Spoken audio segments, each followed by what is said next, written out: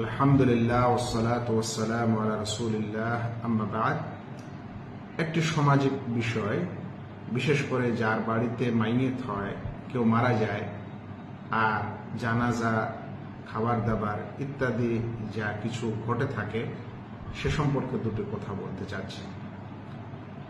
আমাদের সালাফগণ, ইতিপূর্বের ওলামা আইম্মা এবং ইসলামের পণ্ডিতগণ এবং মুত্তাকি ও পরহেজগার ব্যক্তিগণ যখন তারা কোনো জানাজায় উপস্থিত হতেন, কোনোদিন কোনো জানাজায় উপস্থিত হতেন, তো বলা হয়েছে লা ইয়াতাআশা, তারা সেই রাতের খাবার খেতে পারতেন না।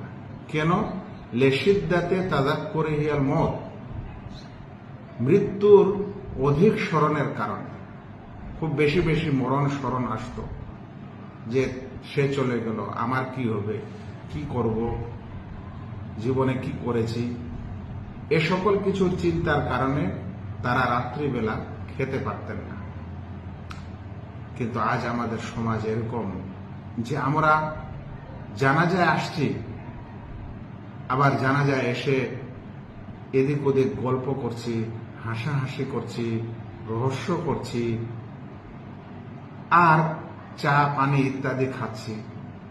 এর চাইতেও খারাপ লাগে যে একদিকে জানাজার কফন কাটাকাটি, গোসল ইত্যাদির কাজ হচ্ছে, আর অন্যদিকে একটা গ্রামের ওই বিবাহ, শাদী, অলিমা ইত্যাদির সময় যে ভোজ এর হাঁড়ি হয়, সেরকম একটা হাঁড়ি দিয়ে রান্না বান্না চলছে।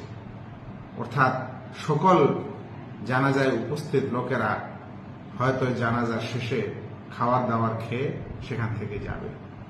আচ্ছা বলেন তো, এই সময়টা, এই স্থানটা কি খাবার দাবারের?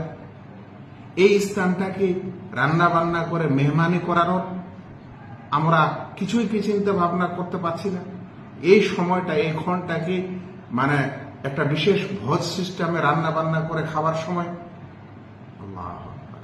দেখেন, রাসূল করিম সাল্লাল্লাহু আলাইহি ওয়াসাল্লামের যখন চাচাতো ভাই জাফর মারা গেছিল, তখন আল্লাহ রাসূল সাল্লাল্লাহু আলাইহি ওয়াসাল্লাম নিজের পরিবারকে বলেছিলেন যে কিছু রান্না বান্না করো, আজকে তাদের মুসিবত, সমস্যা, ওদের রান্না পৌঁছে দাও। তো যেই পরিবারে আজ সমস্যা আমাদের সমাজে হয়েছে, মানে কেউ মারা গেছে, তাদের সদস্য, আমাদের উচিত যে আমরা নিজে থেকেই তাদের খাবারটা আমরা রান্না বান্না করে পৌঁছে দেব। কিন্তু সকল জানাজার হাজির হওয়া, উপস্থিত হওয়া ব্যক্তিকে খাবার খাওয়াতে হবে, এই চিন্তাধারাটা কি করে আসে? আল্লাহু আকবার। আমাকে আশ্চর্য লাগে, একদিকে মাইয়েত এরকম, অন্যদিকে এদিকে ভোজ ভান্ডার তৈরি হয়েছে। শুনেন, জানাজায় আসতে হবে সওয়াবের আশায়। মুসলিম ভাইয়ের প্রতি একটা অধিকার আছে সেই হক আদায় করার জন্য, যে তার জানাজায় উপস্থিত হওয়া, এটা ওই মুসলিম ভাইয়ের হক। সে হককে আদায় করতে এসেছেন, জানাজায় উপস্থিত হবেন, মানে তার জন্য আপনি জানাজার নামাজ পড়বেন, দোয়া করবেন, দফন কখন শরীক হবেন, এই কাজটার জন্য আসতে হবে, এই ইচ্ছে আসতে হবে, এই নিয়তে আসতে হবে। তাহলে আপনি কিন্তু ইনশাআল্লাহ ওই 2 কিরাত 1 কিরাত নেকি পাবেন।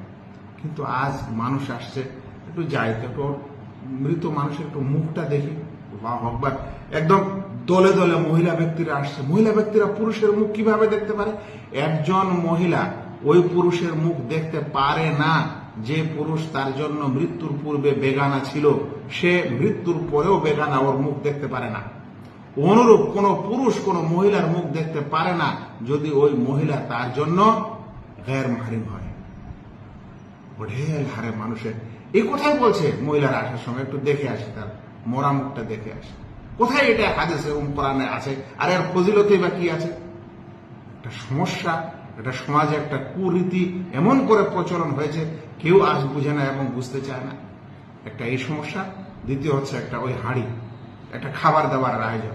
শুনেন, প্রথম কথা, যদি মাইয়েত বাড়িরাই এই খাবারের আয়োজন করে, কম করে হলে মাইয়েত বাড়ির লোকেরাই পয়সা কড়ি, চাল ডাল ইত্যাদি দিয়েছে, আর অন্যরা খালি রান্না করে দিচ্ছে, তো এটা মাইয়েত বাড়ির পক্ষ থেকেই আসলে দেওয়া হলো, খাবার দাবার আয়োজন করা হলো। এটা জাহেলি যুগের আয়োজন, এটাকে নুহা বলা হয়েছে।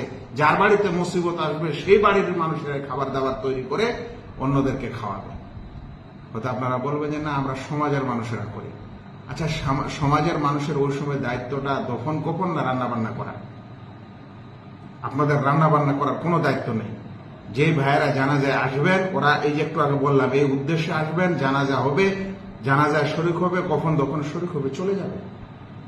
ওদের যদি খিদা লাগে তাহলে দোকান পয়সা আশেপাশে যেখানে যা আছে সেখানে যে তারা খাওয়া দাওয়া করবে, করে চলে যাবে। হ্যাঁ, যদি এমন দূরের লোক আসে যে তারা আর যেতে পারলো না, তাদেরকে থাকা জরুরি হয়ে গেল সে রাতে বা সেখানে, এখন এদের জন্য যদি কেউ রান্না বান্না কিছু করে খিলায় তাহলে ইনশাআল্লাহ এটা সমস্যা নেই। কিন্তু গণহারে সকল অংশগ্রহণকারীর জন্য রান্না বান্না তৈরি করা, একটা ভোজের সিস্টেম দেওয়া, ওর জন্য আইটেম তৈরি করা, একদম আলু পটল আর তাতে মাছের ঘন্ট দিয়ে, ডাল দিয়ে আর অমুক তমুক দিয়ে, এটা ভোজ ছাড়া অন্য কিছু না। এই প্রথা থেকে আমাদের সকলকে দূরে থাকা উচিত। ভাইয়েরা, যারা আপনারা জানাজায় যান, আপনাদের উচিত হবে এমন খাবার দাবারে আপনারা অংশগ্রহণ না করা। জানাজার কাজ করবেন, কখন দফনের শরীক হবেন, তারপরে দোয়া করে চলে আসবেন। মাইয়ের বাড়িতে তাদেরকে গিয়ে সান্ত্বনা দেবেন, এটাকে তাজিয়া বলা হয়, এটাকে তাসাল্লি দেওয়া বলা হয়। তাদেরকে সান্ত্বনা দেবেন, দোয়া করবেন, নিজে মনে মর্মাহত হবেন, মরণের স্মরণ করবেন, যে মানুষ মারা গেছে তার কি অবস্থা হচ্ছে, আমার কি হবে, কি হতে পারে। এটাই হবে এই জানাজায় শরীক হওয়ার বিষয়। হাসাহাসি, খেলাধুলা ইত্যাদি, হাসি রহস্য, এ সকল কিছু কখনো হবে না। রসুল করিম সাল্লাল্লাহু আলাইহি ওয়াসাল্লাম তার সন্তান মৃত্যু মারা যাওয়ার সময় কি বলেছিলেন, যে তোমার চলে যাওয়াতে আমরা দুঃখিত। এটা দুঃখের সময়, এটা আন্তরিকভাবে মানুষের মনে একটা এর প্রভাব পড়বে, কিন্তু এর প্রভাব নাই। আমরা এসেছি জানাজায়, আল্লাহ জানে জানাজার সওয়াব পাবো না উল্টা আরো কিছু পাপ ও গুনাহ নিয়ে বাড়িতে ফিরবো। আল্লাহ যেন আমাদের বুঝার তৌফিক দান করেন। আসসালামু আলাইকুম ওয়া রাহমাতুল্লাহ।